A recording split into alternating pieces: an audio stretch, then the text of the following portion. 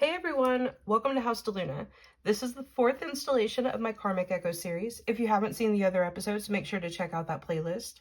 If you already know which pile you're drawn to, go ahead and jump to the timestamp in the description box below. Now, if you're new to pick a card readings, this is how it works.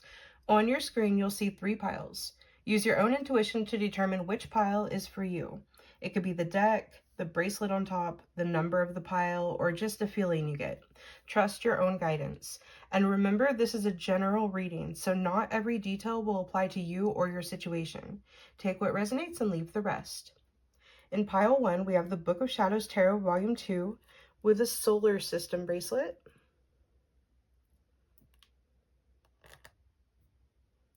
In pile 2, we have the Galaxy Reverie Tarot with a chakra balancing bracelet. And in pile 3, we have the Light Seers Tarot with the Snowy Quartz Elephant bracelet.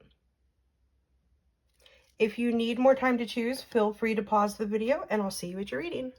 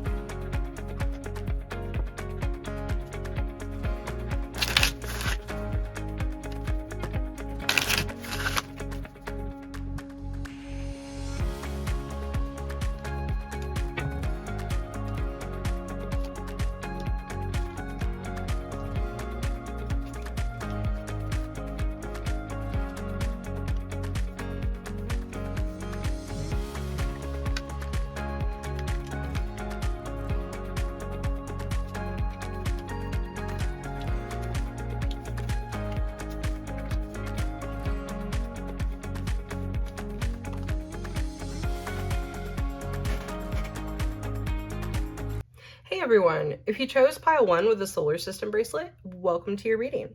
If you haven't already, make sure to subscribe so you don't miss out on future messages. Okay, let's get into it. In the position of the old contract, we have the goddess paired with Pisces, I believe. And immediately what I'm seeing here is a soul agreement that revolves around deep spiritual sensitivity. This is someone who came into this lifetime already very connected, very intuitive, very attuned to subtle energy, very aware of the unseen. The goddess is divine feminine embodiment. It's nurturing energy, intuitive power, spiritual wisdom, and alignment with natural cycles. And Pisces amplifies that. Pisces carries that 12th house energy, the mystic, the empath, the one who can feel the emotional undercurrent in a room without anyone saying a word. So this old contract wasn't random. It feels like you agreed to carry sensitivity as a gift. You agreed to walk through life spiritually open. But Pisces energy, especially when boundaries haven't been mastered yet, can blur lines. It can idealize people. It can merge. It can love without protecting itself. And the shadow side of the goddess is over-nurturing.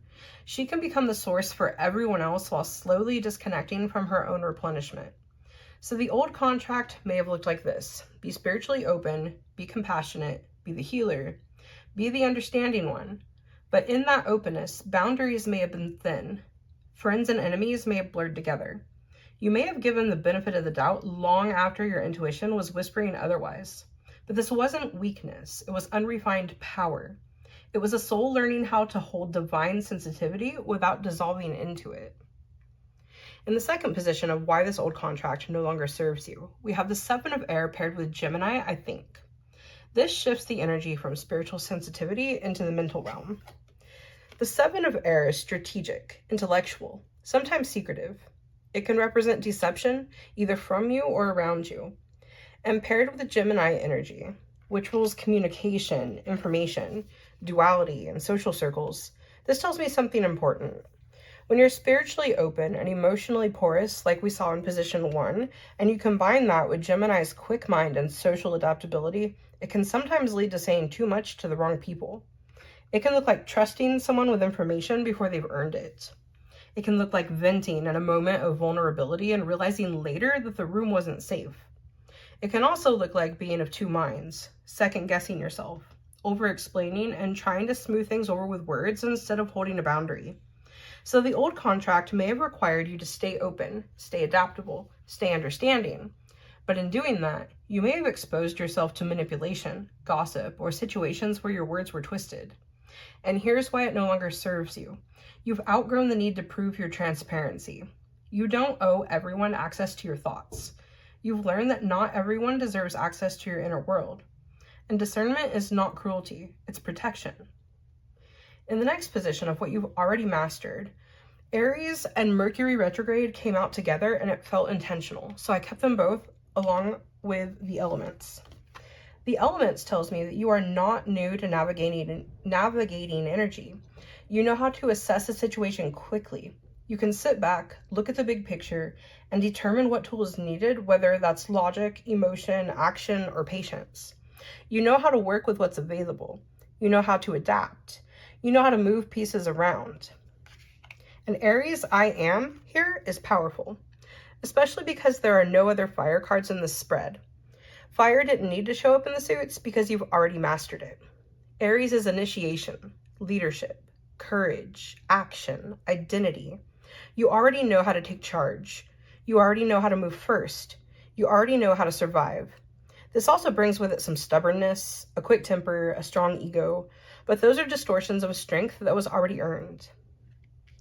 And Mercury retrograde here tells me you've already mastered reinvention. You're not someone who stays down long.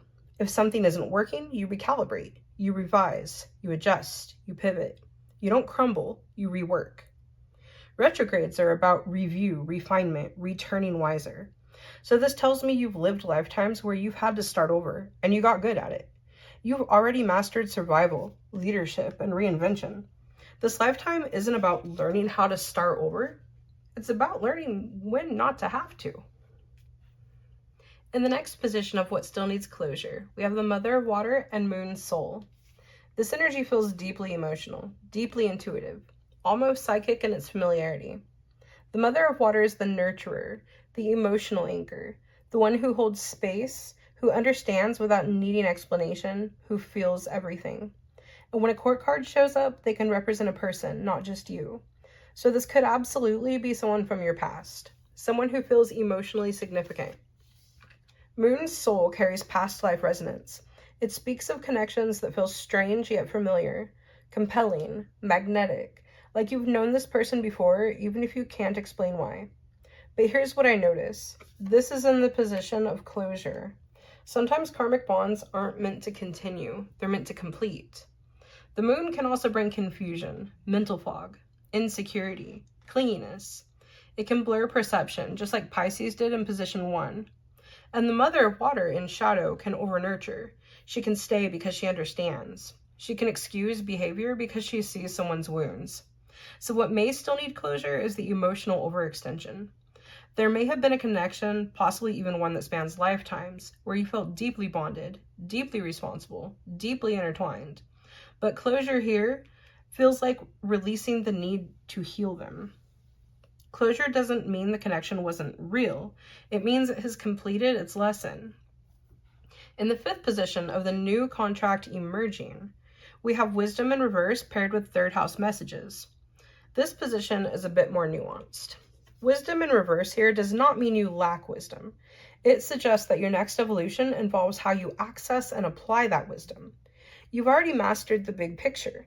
You can scan a situation quickly, but what this is asking you to develop now is depth, not reacting quickly, not pivoting immediately, and not deciding instantly, but sitting with something, letting it unfold, allowing layers to reveal themselves. 3rd house governs the mind, communication, language, learning, the way we process information.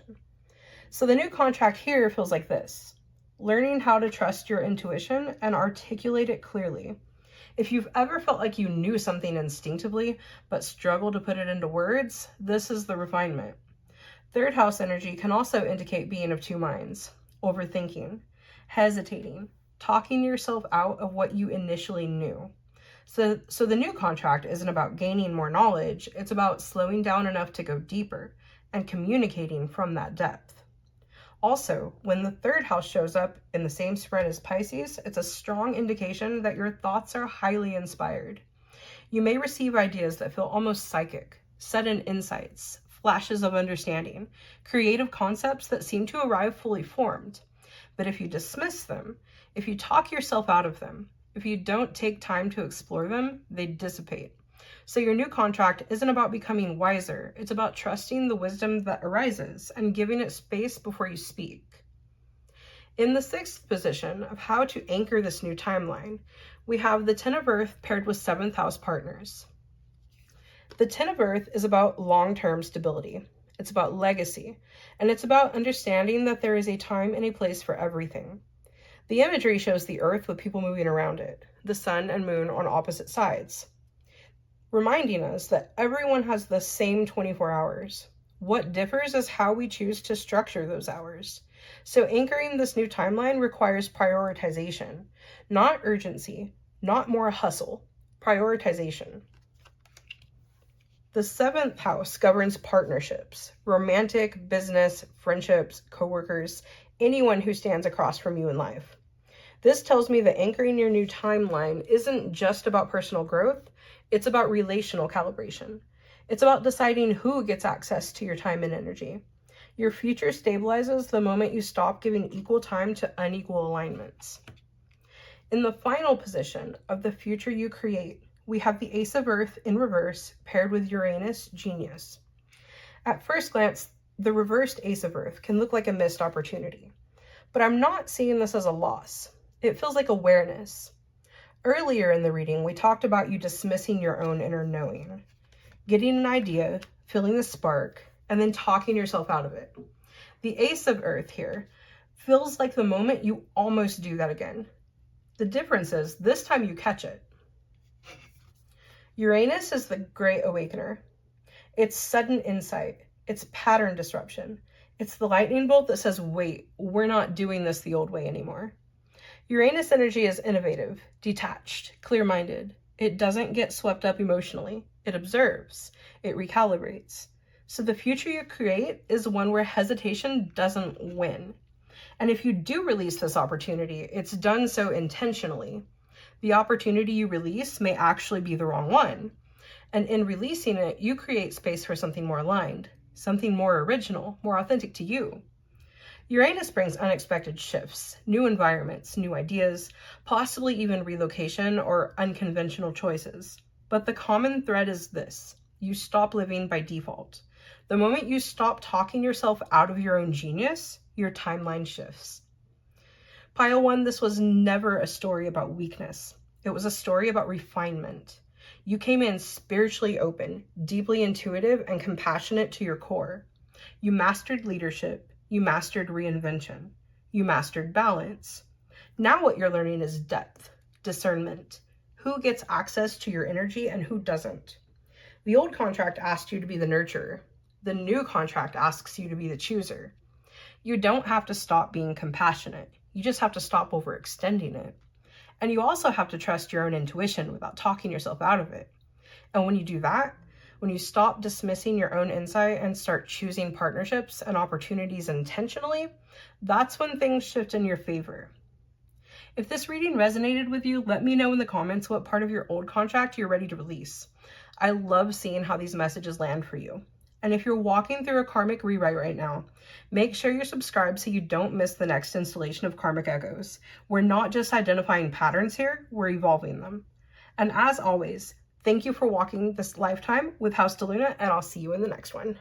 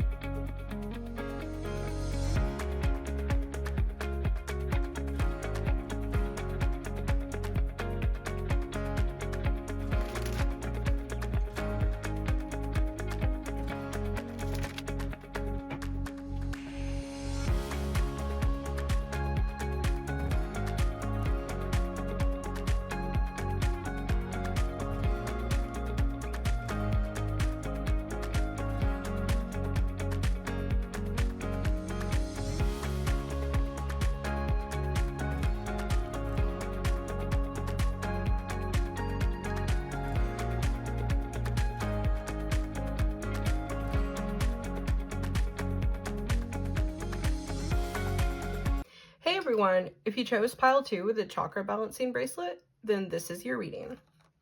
In the first position of the old contract, we have the Magician in reverse paired with Virgo I analyze. The Magician reversed can represent someone whose power has been distorted or suppressed. The Magician normally has all the tools on the table: skill, intelligence, creativity, the ability to manifest. But in reverse, those abilities can be doubted or intentionally undermined, because in reverse, this card can also represent trickery, illusion, or manipulation.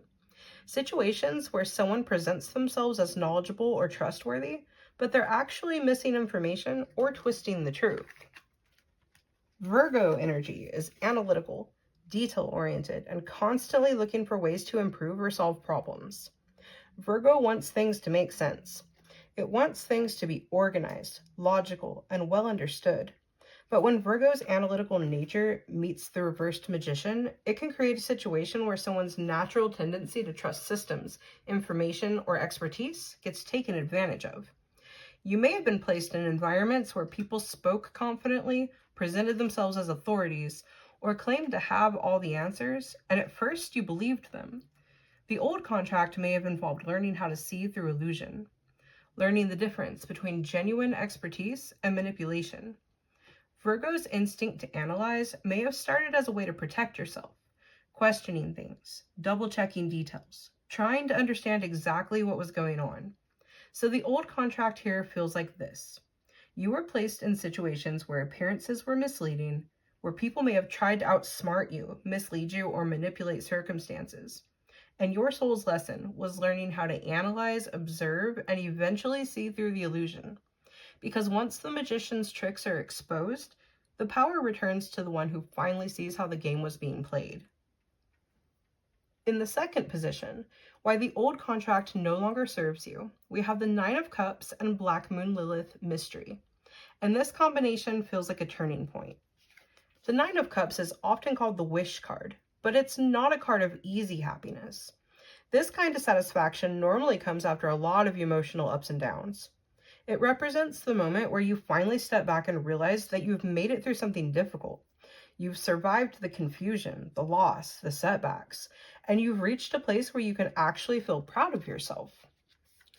Black Moon Lilith carries a very different energy. Lilith represents the part of the self that refuses to be controlled. It's the shadow side of the divine feminine, the side that stops being polite when someone's trying to take advantage of you. Lilith is the energy that exposes manipulation, the moment where you realize someone has been playing games and you decide you're not participating anymore. So when these two appear together, it suggests that your happiness came from reclaiming your power, not by staying quiet, not by ignoring the situation, but by recognizing what was happening and refusing to accept it. The old contract may have required you to endure manipulation, illusion, or power struggles long enough to recognize them for what they were. And Lilith says that once you see the truth, you don't go back to pretending everything is fine. So this contract no longer serves you because you've already learned the lesson. You've learned how to recognize manipulation. You've learned how to stand your ground. And you've learned that your happiness doesn't come from pleasing everyone around you. Once you see how others have been twisting the game to work in their favor, you stop playing by their rules. In the third position, representing what you've already mastered, we have the Knight of Coins paired with Mercury, Mind. The Knight of Coins is steady, practical. This is the person who understands that progress comes from consistency. Slow and steady wins the race. This card represents someone who works hard, plans carefully, and keeps moving forward even when the results take time to appear. So part of what you've already mastered is perseverance. You understand that long-term stability comes from discipline and commitment. Mercury governs the mind, intelligence, language, and the way we process information. When Mercury appears with the Knight of Coins, it suggests that you've already developed very sharp mental awareness. You know how to observe situations carefully and think things through before you act. After dealing with the manipulation and illusions we saw earlier, this energy shows that you've learned how to recognize those patterns. You've developed discernment. You can listen to someone speak and quickly pick up on what's genuine and what isn't. Mercury also brings versatility. It's the ability to communicate clearly, to ask the right questions, and to express yourself in a way that gets your point across. So what you've already mastered here is the combination of patience and intelligence, the ability to stay steady while also staying mentally alert. You've learned how to keep moving forward without being naive about the people or situations around you. In the fourth position, what still needs closure and the final step before the rewrite, we have the Three of Wands in reverse along with the 8th house endings and beginnings. The Three of Wands normally represents expansion and forward momentum. It's the moment where you've already taken the first steps and you're looking towards what comes next. But in reverse, this card suggests that progress hasn't been as smooth as you expected. There may have been delays, frustrations, or unexpected obstacles along the way. And especially after realizing that someone may have been misleading you or trying to manipulate the situation, moving forward may have required more effort than you originally thought. So even though you're now on the right path, it might feel like the process of getting there has been slower or more complicated than it should have been. The 8th house is one of the most transformative houses in astrology. It deals with endings, rebirth, and the process of shedding old versions of ourselves. It's the place where things that were hidden are brought into the light, where illusions dissolve and deeper truths are revealed. Together, these cards suggest that the final step of closure involves releasing the emotional residue from the struggle itself, not just walking away from the situation, but letting go of the frustration, the anger, the why did this happen questions. The 8th house can also bring a heightened interest in deeper or hidden aspects of life, like psychology, spirituality, the unseen forces that shape our experiences. Sometimes when we go through intense transformations, we naturally start exploring the deeper meaning behind things. So the final step before the rewrite isn't about fighting anymore. It's about integrating what you've learned and allowing the old chapter to fully close. Once the emotional weight of the past is released, the next contract can begin with much more clarity and power.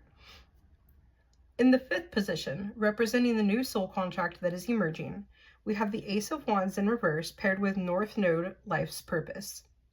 The Ace of Wands is normally the spark of inspiration. It's the moment where a new idea or opportunity ignites passion and momentum. But in reverse, this card can sometimes show hesitation around that spark.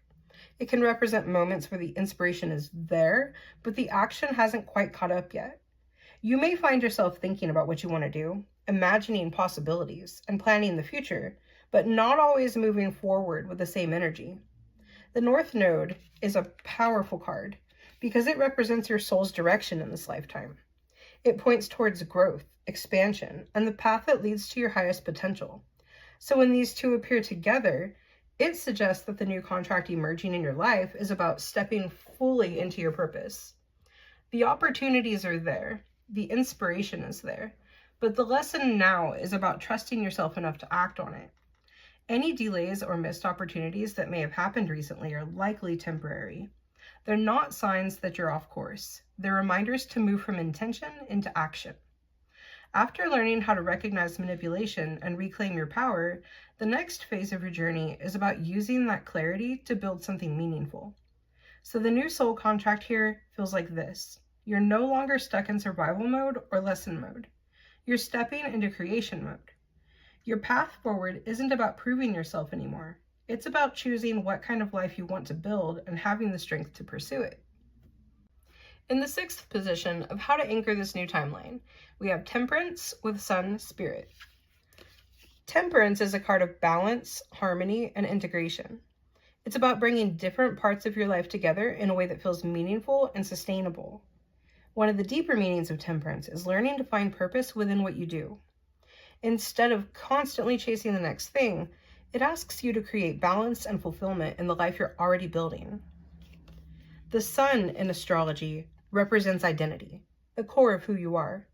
It's vitality, creativity, and the light that brings things to life.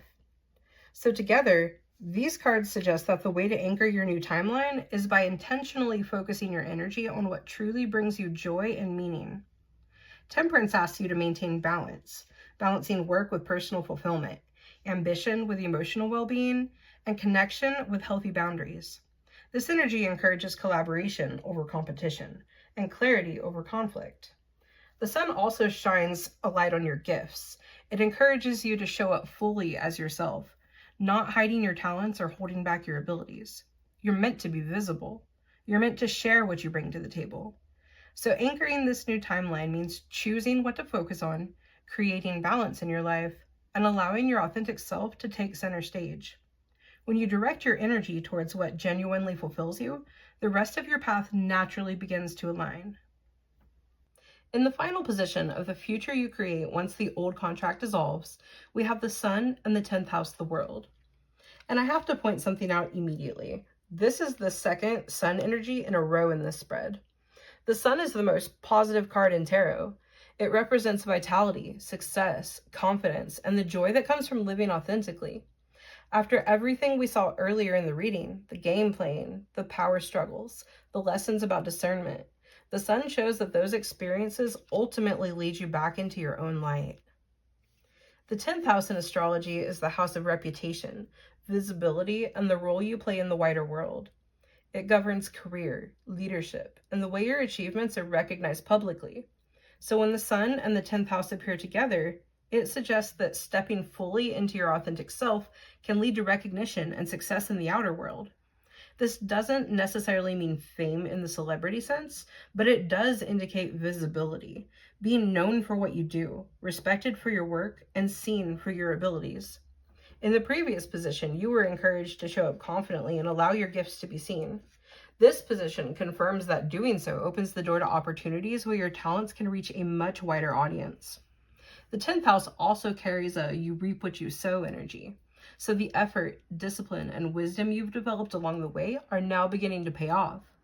So the future you create here is one where your confidence, authenticity, and dedication allow you to step into a role of greater visibility and influence.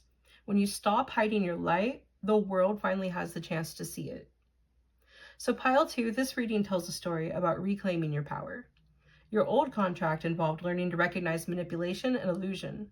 You were placed in situations where people may have tried to outsmart you or twist the truth, but you learned how to see through those games. Once you recognized what was happening, you reclaimed your power, sharpened your discernment, and began moving forward with much more clarity. Now the new contract begins. Instead of being constantly tested, you're being asked to act on your purpose, focus on what brings meaning to your life, and allow your talents to be seen. And when you do that, the outcome here is success, visibility, and recognition for the work you bring into the world. Pile 2, if this reading resonated, let me know in the comments what part of your old contract you're ready to release. I love seeing how these messages land for you. And if you're walking through a karmic rewrite right now, make sure you're subscribed so you don't miss the next installation of Karmic Echoes. We're not just identifying patterns here, we're evolving them. And as always, thank you for walking this lifetime with House DeLuna, and I'll see you in the next one.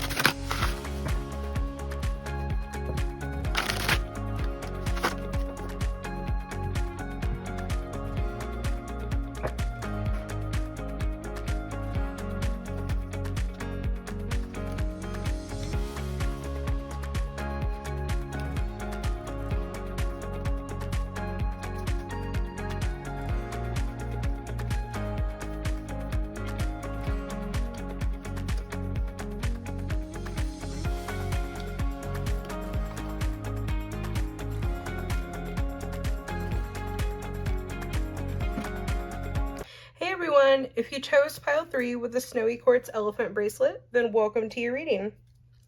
In the first position of the old contract, we have the Queen of Pentacles reversed paired with lunar eclipse change. Pentacles deal with the material world, money, resources, home, and physical stability. The Queen of Pentacles normally represents someone who feels secure in those areas, someone grounded, nurturing, and capable of creating abundance, not just for themselves, but for the people around them. But in reverse, this energy can feel very different. Instead of being stable and secure, there may have been a pattern where material stability felt difficult to hold on to. You may have experienced situations where things seemed to be going well. Resources were there, opportunities were there, but somehow it slipped away or had to be rebuilt again. In this particular deck, this queen is sitting comfortably in nature, completely at ease in her environment. She looks safe, supported, and at home within herself. But since you got her in reverse, it suggests that this feeling of security may have been hard to reach. You may have found yourself needing to rebuild your foundations more than once, moving homes, starting over financially, or feeling like the ground beneath you keeps shifting just when things start to feel stable. The lunar eclipse card reinforces this theme. Eclipses represent sudden shifts and powerful life changes.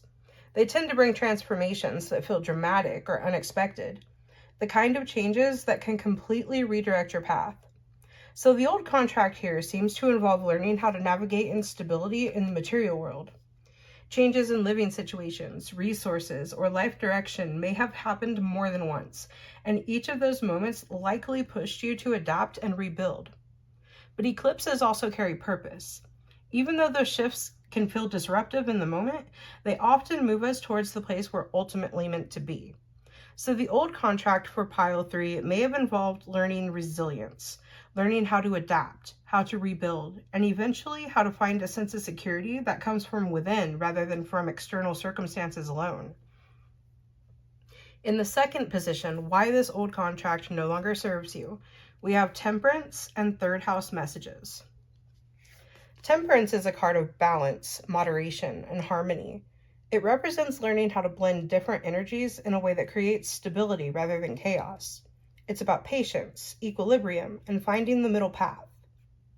So one of the biggest shifts may have been learning how to regulate your own energy, learning how to maintain balance rather than being constantly thrown off by external circumstances. The third house governs communication, thought patterns, and the way we express ourselves through words. It also represents curiosity and the search for information. So when these two appear together, it suggests that part of your growth has come through awareness, asking questions, seeking answers, and beginning to understand that there may be deeper energetic patterns influencing your life. You may have started exploring new ways of thinking about your circumstances, looking for information, researching solutions, or learning how your mindset and communication patterns influence the situations you experience. The third house can also highlight the power of language. You may have become more conscious of the way you speak about your life, your finances, and your future, realizing that the words you use can shape how you experience the world around you. So the old contract of instability no longer serves you because you've begun to develop balance and awareness. Instead of simply reacting to sudden changes, you're learning how to respond intentionally. And once you understand how your energy, thoughts, and communication influence your circumstances, the cycle that once felt uncontrollable begins to lose its power. In the third position, representing what you've already mastered, we have the Eight of Swords in reverse with water element sensing. The Eight of Swords traditionally represents feeling trapped, restricted, or powerless. It's the card of believing that circumstances are controlling you and that there's no way out. But in this position, it tells a very different story. It suggests that you've begun to recognize that many of the limitations you once felt were more mental than physical.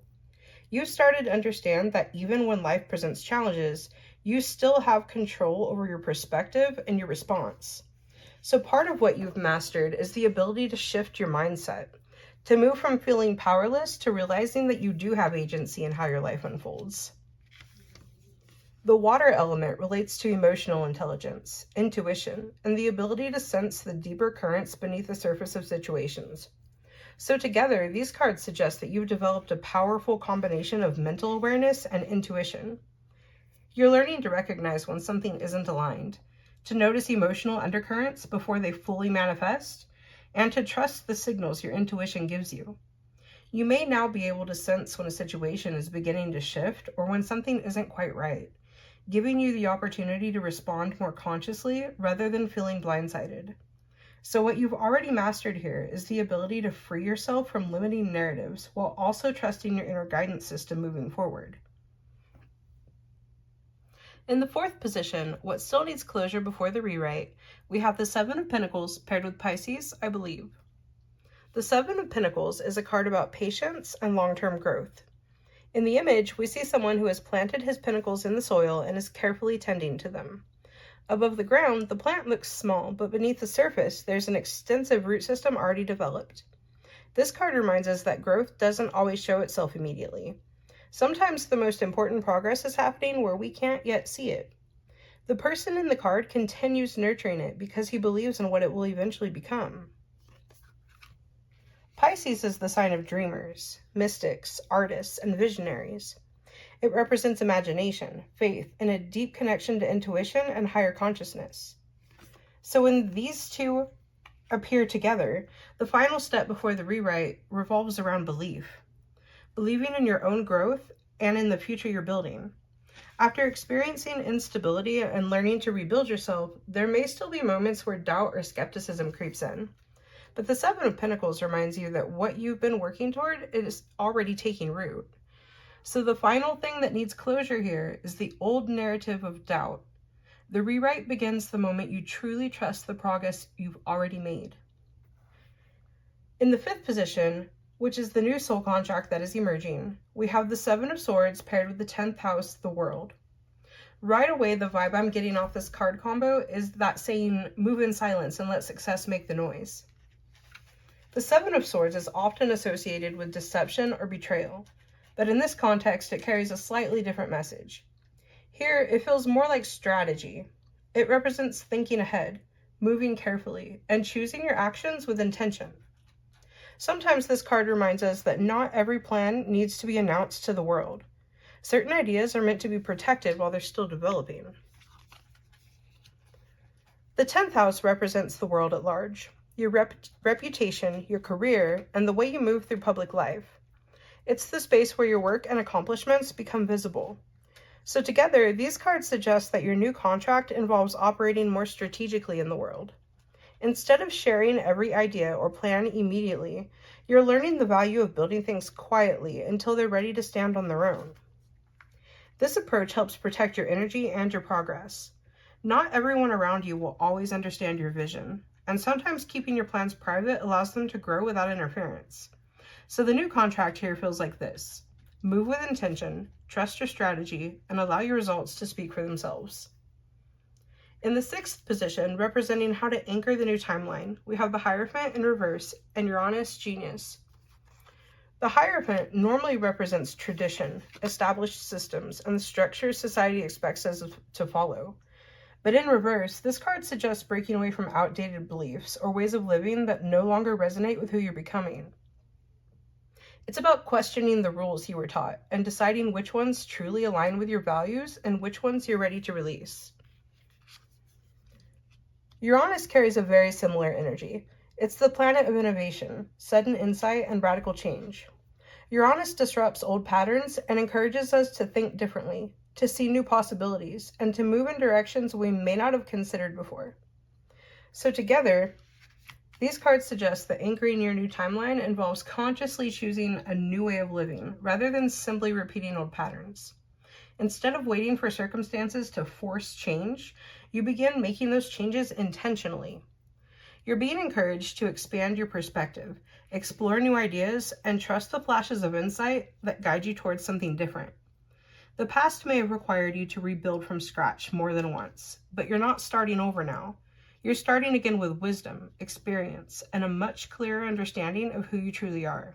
In the final position of the future you create once the old contract dissolves, we have the High Priestess paired with the Grand Cross Provoker. The High Priestess represents intuition, inner wisdom, and the ability to perceive what lies beneath the surface of things. She is the bridge between the conscious and the unconscious worlds, drawing insight from beyond what can be immediately seen. This card suggests that moving forward, your intuition will become one of your strongest guides. You may notice messages coming through dreams, synchronicities, gut feelings, or sudden realizations that help you understand situations more clearly. The Grand Cross in astrology represents powerful tension that pushes a person to grow beyond their limits. It often appears during periods of intense challenge, but those challenges ultimately lead to transformation and strength. So together, these cards suggest that the difficult growth you've already experienced has sharpened your awareness. The struggles that once felt overwhelming have actually strengthened your intuition and your ability to sense which paths are truly meant for you. Earlier in the reading, we saw that you've already begun developing this ability to sense the deeper currents of situations. In the future, that skill becomes even more refined. You begin to recognize signs more easily, knowing when something is aligned and worth pursuing, and when something is better released before it becomes another unnecessary struggle. So the future you create here is one where your inner guidance becomes your greatest ally. By trusting that wisdom, you move away from cycles of uncertainty and towards a life that feels much more stable, purposeful, and aligned. So pile 3, your reading tells a story about rebuilding stability and learning to trust yourself. Your old contract involved repeating changes around resources, home, and security, situations that forced you to rebuild and adapt more than once. Through those experiences, you learned balance, awareness, and the power of your own mindset. You've already mastered freeing yourself from limiting narratives and developing a strong intuitive sense for when something is meant for you or not. Now the rewrite begins. Instead of constantly being pushed by sudden upheavals, you're learning to move strategically, trust your inner guidance, and consciously choose the direction of your life. And in the future, that intuition becomes one of your greatest strengths, helping you recognize the paths that lead to lasting stability, growth, and fulfillment. Pile 3, if this reading resonated for you, let me know in the comments what part of your old contract you're ready to release. I love seeing how these messages land for you. And if you're walking through a karmic rewrite right now, make sure you're subscribed so you don't miss the next installation of Karmic Echoes. We're not just identifying patterns here, we're evolving them. And as always, thank you for walking this lifetime with House DeLuna, and I'll see you in the next one.